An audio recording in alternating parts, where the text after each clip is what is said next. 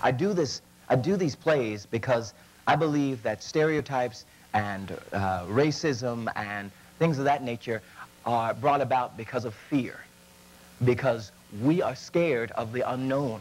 When we were children, we were scared of the dark, correct? We were scared of the dark because we didn't know what was in the dark. We thought that box was a monster because we didn't have the lights on to tell us that it was just a box. But as soon as the lights came on, we thought, oh, it's just a box. The same is for any other culture or religion or race. We turn the light on, we figure out who they are, we learn about them, then we're not afraid of them anymore. In January of 1956, nearly 6 months after the kidnapping, murder, and subsequent trial revolving around the Negro youth, Emmett Till, and his accused killers, J.W. Milam and Roy Bryant, Jr., I sat down with the two men that had been hoisted on the shoulders of white supremacy and later shunned by those same friends and neighbors. I questioned the men, not as a journalistic source and not as interrogator to witness, but as a Southern white man to Southern white men. Well, this reporter wanted to understand what Look magazine paid $4,000 to print and what several million Americans just like yourselves plunked down 2 bits to read and gossip over is why?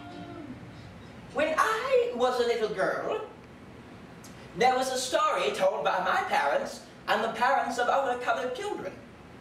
A cautionary tale, you could call it. The short life of a child who was punished for not knowing her place. You take a bunch of colored boys in an old Ford on a Delta back road in 55, go ahead and wedge under that the whistling Bo had just done over in money, then toss in a fistful of white folk all chomping at the bit to put a heel down on agitating niggas from the north, and you just about could picture who and what we thought was behind the headlights that was creeping up close, kissing our bumper. Now, I'm no bully. I never heard a nigga in my life. I like niggas in their place. I know how to work them. I just decided it was time a few folk got put on notice. As long as I live and I can do anything about it, niggas gonna stay in their place. Niggas ain't gonna vote where I live, because if they did, they control the government. Niggas ain't gonna go to school with my kids. And when a nigga gets close to mentioning sex with a white woman, he's tired of living, because I'm likely to kill him. My folk fought for this country and we got some rights. Now I stood in that chair and listened to that nigga throw that poison at me, and I just decided, Chicago nigga, I'm tired of them sending your kind down here to stir up trouble. Goddamn, I'm gonna make an example of you just so everybody can know how me and my folks stand. You still as good as me? Yeah. You still had white women before? Yeah.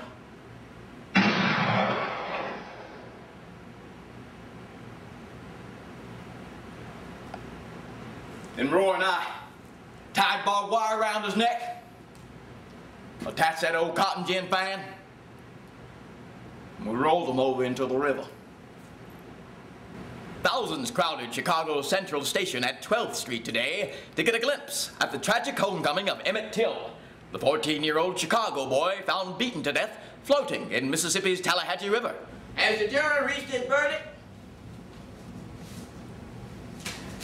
Please rise and read it aloud.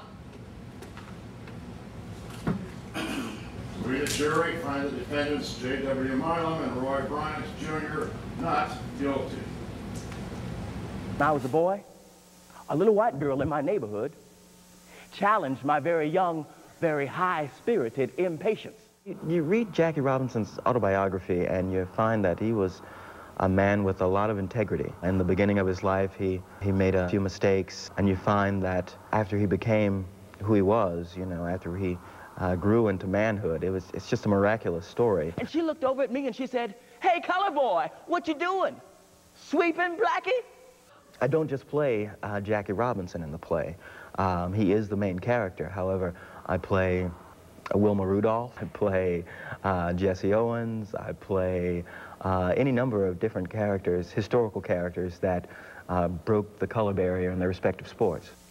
I couldn't fight back. Here comes the pitch, and there goes. Could I turn the other cheek? Could you turn the other cheek? had to. For myself, for my mother, for my brother Mac, for children of color everywhere. Hey, Mr. Ricky, where do I sign?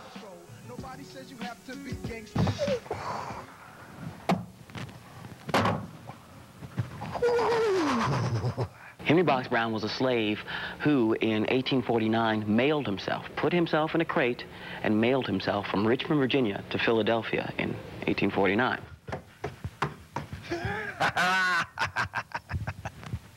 1816 is the year I was born. On a farm in Louisa County, Virginia. And, well,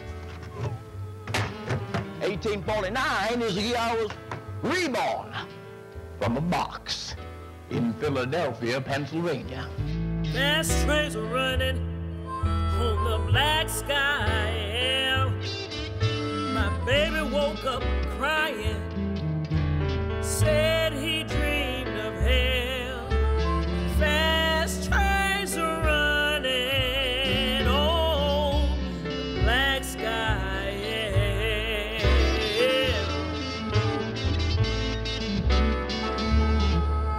My baby woke up